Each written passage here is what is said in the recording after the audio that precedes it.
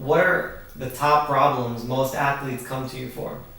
I mean, first of all, most athletes, because I'm a chiropractor as well as a nutritionist, most people are coming to me for biomechanical issues. So shoulder issues, back issues, knee issues, ankle issues. Because my type of chiropractic, I've built a niche in that I do a lot of specific muscle work that not a lot of people out there do. I see injuries from head to toe. I'll see a lot of spinal things, neck and low back, but I work on wrists, ankles, shoulders, elbows, knees. I see every single problem.